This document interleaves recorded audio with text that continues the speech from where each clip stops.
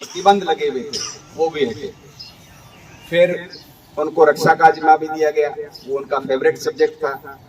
तो कैप्टन साहब को पता है कि जो अस्पताल आपके यहाँ जालिपा में भी बन गया, फौजियों के मेडिकल की सुविधा का जो स्कीम थी, और 1 रैंक 1 पेंशन पे भी उन्होंने खूब ज्यादा काम कर लिया, लेकिन क्योंकि बहुत थोड़े समय के लिए रहे और उसके बाद वो फैसला नहीं हो पाया। लेकिन फौज के लिए उस थोड़े से टाइम पीरियड में भी उन्होंने कई ऐसे माइलस्टोन जैसे फैसले किए।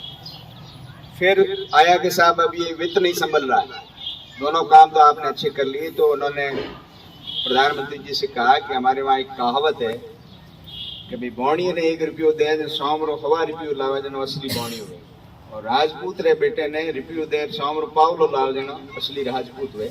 तो फाइनेंस मिनिस्ट्री मारे बस को रोक को नहीं, आप और कोई नहीं दो। 15-20 दिन बहस चली। फिर किसी उनके ही मंत्रिमंडलीय साथी ने कहा कि भाई जसवंत सिंह जी, प्रधानमंत्री से या मुल्क के मालिक से बियॉन्ड द पॉइंट बहस नहीं करते। जब उन्होंने तय कर दिया तो आप इसको समझें। तो फिर वो वित्त मंत्री बने। आप देखो वित्त मंत्रालय बहुत जटिल काम है, देश के फाइनेंस को आदमी घर का फाइनेंस नहीं संभाल सकता है। लेकिन उन्होंने जब वित्त मंत्री के नाते बजट पेश करके निकले तो उनसे पूछा कि भाई आपके बजट का मोटो क्या है, एम क्या है। बहुत सरल से शब्दों में कहा, गरीब के पेट में दाना, गृहिणी की टुकिया में आना।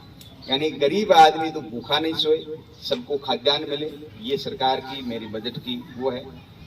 और गृहिणी की टुकिया में आना का मतलब हुआ कि आम नागरिक का परचेजिंग पावर, जिस देश के नागरिक का परचेजिंग पावर होगा तो अपने आप आपका मार्केट जो है वो चलेगा। तो बहुत सरल से शब्दों में उन्होंने इकोनॉमी दी। व्यक्तिगत खासियतें उनकी बहुत अद्भुत खासियतों के धनी थे। आप देखो अभी कैप्टन साहब कह रहे थे कि भाई आए नहीं चेयरमैन साहब 6 बजे का समय है।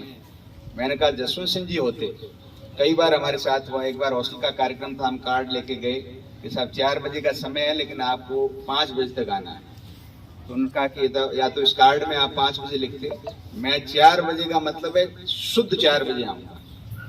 ऐसा बहुत बार हुआ और बहुत बड़े बड़े नेताओं के साथ हुआ कि उनको 10 बजे का समय दिया और वो 10 बज के 2 मिनट 3 मिनट पे आए तो उनको सॉरी बोल दिया कि आपको वक्त की कीमत नहीं है, मेरे पास इतना वक्त नहीं है फालतू। तो कहने का मतलब आपको समय दिया है 10 बजे का, तो आपको ऑफिस से 9 बजे फोन आने शुरू हो जाते कि अच्छा चेयरमैन साहब कहाँ रुके हो, किससे आओगे, कितने बजे पहुंचोगे। स्टाफ पहले इंश्योर कर देता कि 10 बजे ये आदमी हराल साहब से मिले। इतनी समय की वक्त की पाबंदी।